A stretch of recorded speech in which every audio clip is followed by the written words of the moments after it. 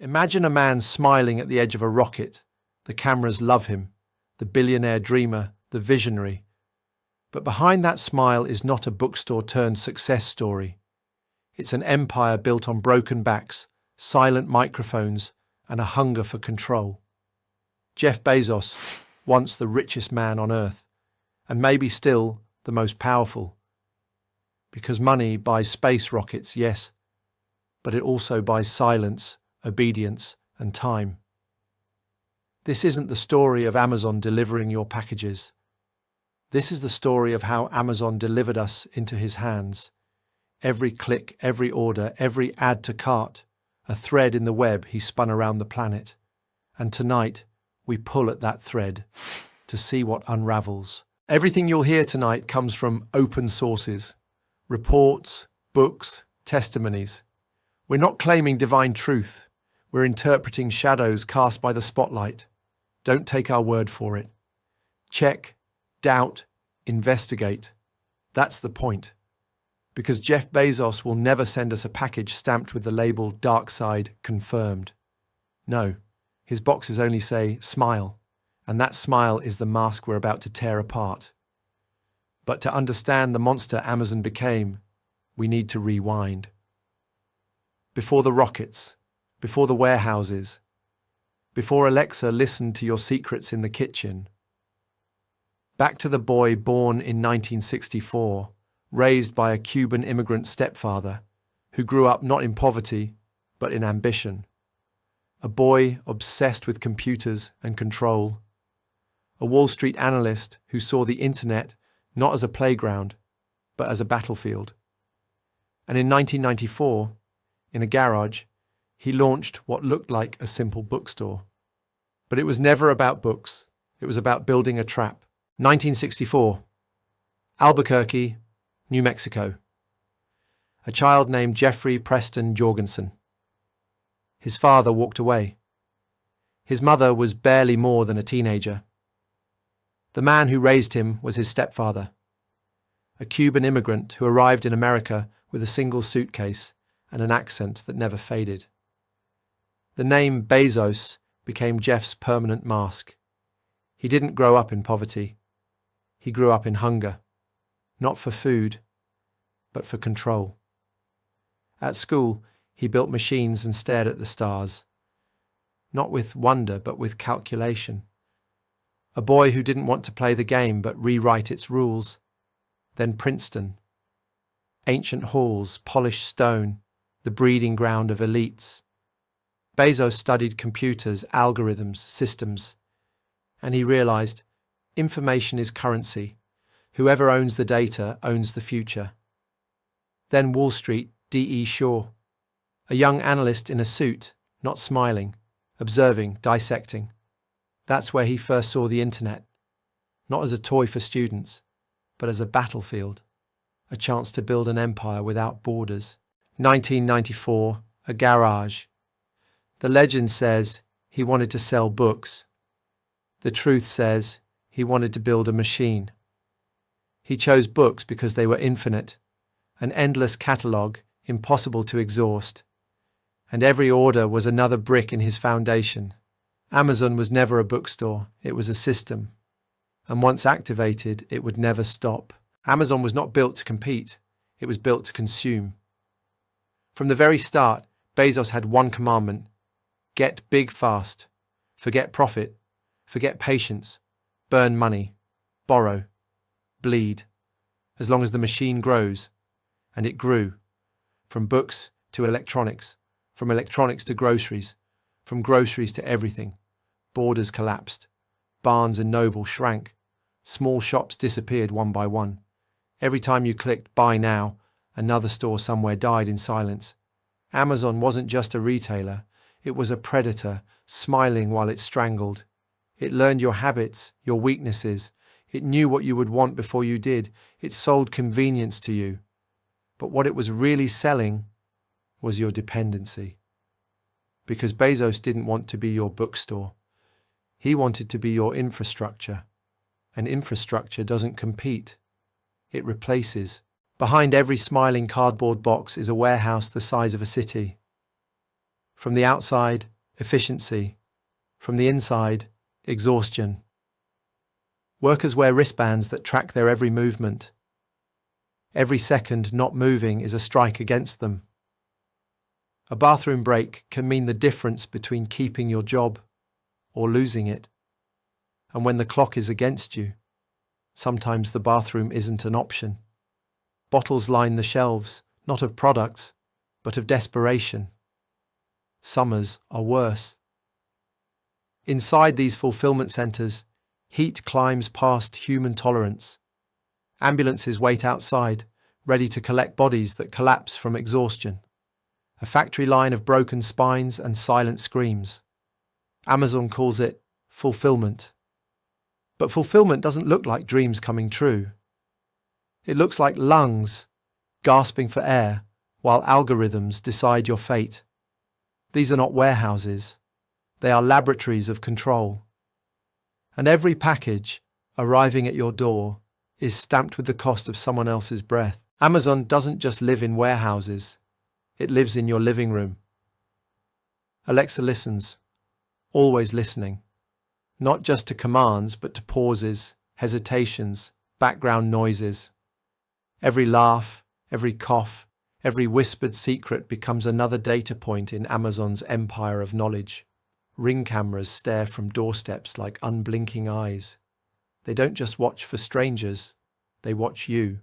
Police departments are given access, neighbours can spy, and suddenly the suburbs don't feel like safety.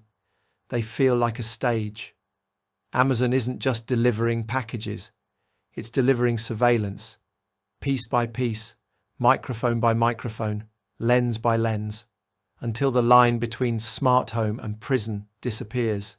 They call it convenience, but convenience has become the perfect disguise for control, because you don't notice the chains when you bought them yourself on Prime Day. Jeff Bezos didn't just build Amazon, he built a battlefield.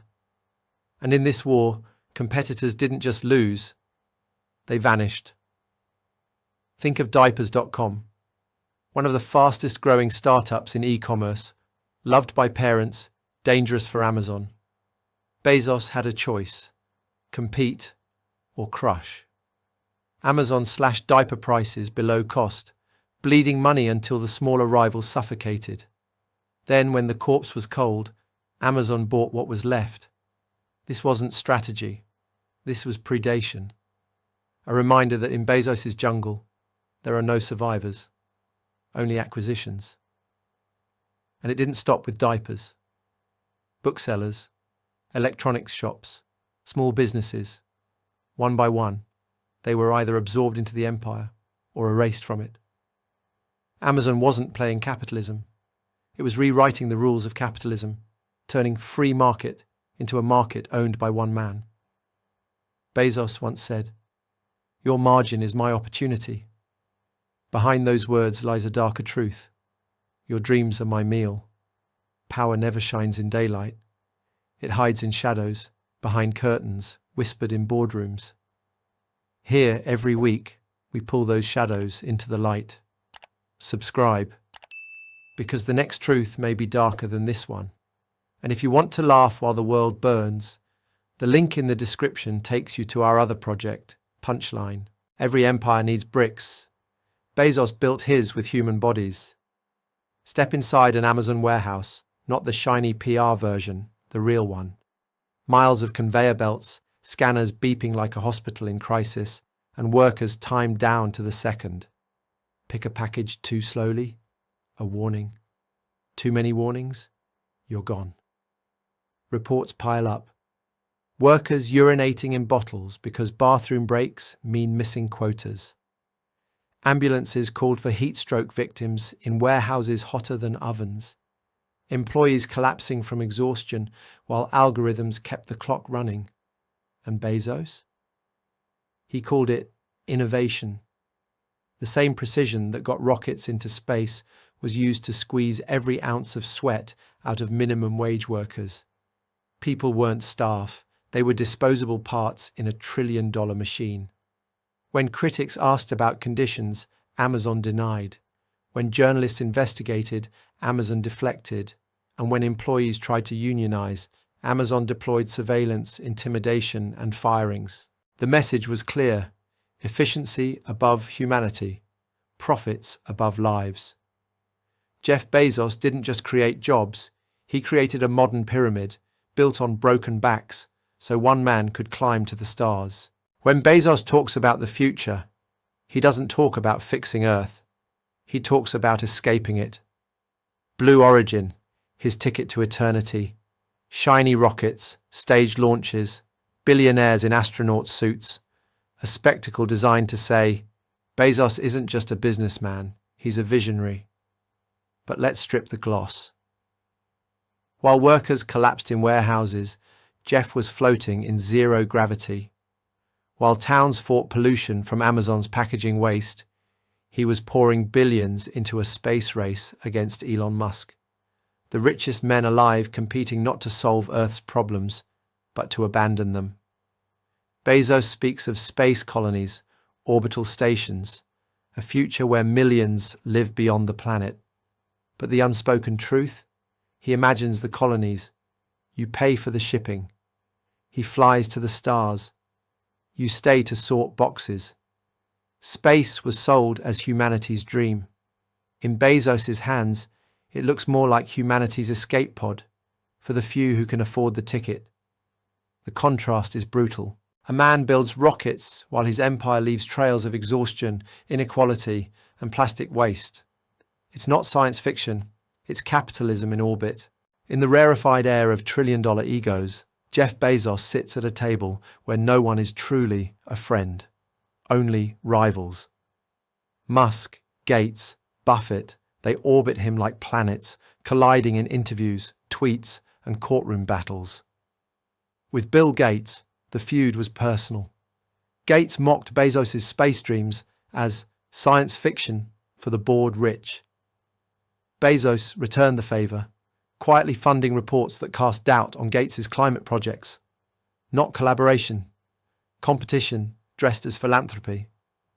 With Elon Musk, the rivalry is written in fire. SpaceX versus Blue Origin. Every launch, every contract, every tweet. A battle for who gets to play God of the Sky. Musk calls him a copycat. Bezos sues NASA when contracts slip away. Two billionaires fighting over the right to leave Earth first. Even with Warren Buffett, the so-called sage of Omaha, the relationship was calculation. They partnered on healthcare reform for workers, a grand project. But it collapsed within years, a failed experiment, while Amazon employees still begged for basic coverage. This isn't a circle of visionaries. It's a coliseum of emperors where every handshake hides a knife. And Bezos? He's mastered the art of smiling while sharpening the blade. In 2019, the world's richest man split his empire in half. Jeff Bezos and Mackenzie Scott announced their divorce. On the surface, polite, even gracious. Mackenzie walked away with a fortune, instantly becoming one of the richest women alive. But beneath the headlines, the story was darker. The cause? Not just growing apart. It was scandal, a tabloid leak, text messages, private photos, Bezos exposed, the most powerful man in tech, undone by the oldest trick in the book, lust. And yet, even in humiliation, Bezos played it like a chess move. He framed himself not as reckless, but as a victim of blackmail and intrusion. The narrative flipped. Suddenly, the billionaire wasn't guilty. He was persecuted. Classic Bezos. Mackenzie. She didn't waste time. She gave away billions faster than Bezos could build a new yacht. While he clung tighter to power, she shed wealth like old skin. And the contrast was brutal. One became a symbol of unchecked greed. The other, a quiet icon of generosity. The divorce wasn't just personal, it was reputational. It reminded the world that Bezos could build rockets and conquer markets. But even he couldn't keep his house in order. A trillion-dollar empire, shaken by one man's inability to control his own impulses. What will history remember? A boy who turned books into billions, or a man who turned billions into shadows? Jeff Bezos built an empire that touched every corner of modern life. From the package on your doorstep, to the server hosting your secrets, to the rocket piercing the sky. He is everywhere, and that's the problem. For every story of brilliance, there's a story of cruelty. For every headline about innovation, there's a whisper of exploitation. And when the richest man alive becomes a symbol of both progress and predation, that's not a legacy, it's a warning. Some call him a visionary, others a robber baron in designer suits. But maybe the truth is simpler. Bezos is a mirror. He reflects what we've allowed, our hunger for convenience, our willingness to trade privacy for speed, our silence when workers break their bodies so packages can arrive one day sooner. And in that silence, his empire grows, not because of brilliance alone, but because the world let him. The final question isn't what Jeff Bezos has done. It's what we've become in letting him do it. Because the dark side of Bezos isn't just his story, it's ours. If this glimpse into the dark side left you with more questions than answers, stay with us. This is only one story, and there are many more shadows to explore. Subscribe now, because next week, another empire falls under the microscope. And if you crave the satire, the sharp roast, the comedy that burns as it reveals, check the description. There you'll find our other project, Punchline, two sides of the same coin. Here, we uncover the secrets they never wanted you to know. There, we laugh at the absurdity of the world they built. Choose your poison, or drink from both.